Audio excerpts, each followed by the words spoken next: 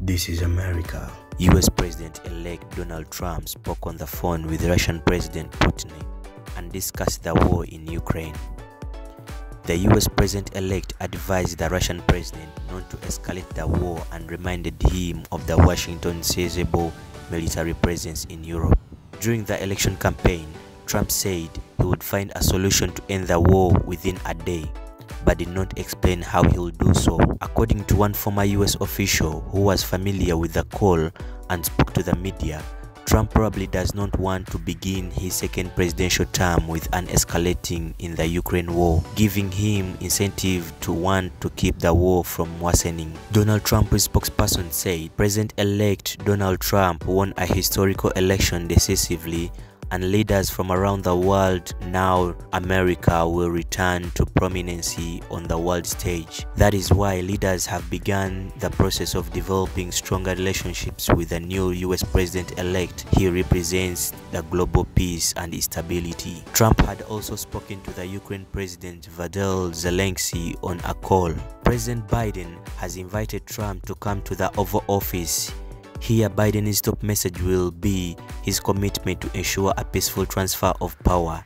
He will also talk to Trump about what's happening in Europe, in Asia, and the Middle East. President Biden will have the opportunity over that 70 days to make the case to the Congress and to the incoming administration that the United States should not walk away from Ukraine. That walking away from Ukraine means more instability in Europe. Washington has provided tens of billions of dollars worth of US military and economic aid to Ukraine since it was invaded by Russia in February 2022, funding that Trump has repeatedly criticized and relied against with other Republican lawmakers.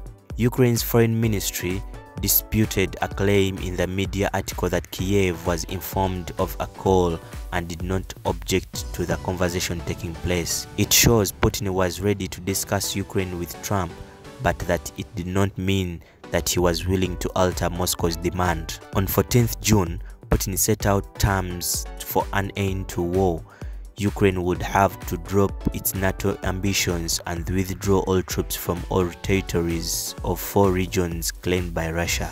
Ukraine rejected that, saying it will be being weak, and that Zelensky had put forward a victory plan that includes requests for additional military support from the West. Trump's call with Putin comes the day after Lanzo, a senior political advisor to Trump, told the media that Ukraine should focus on achieving peace instead of a vision of winning.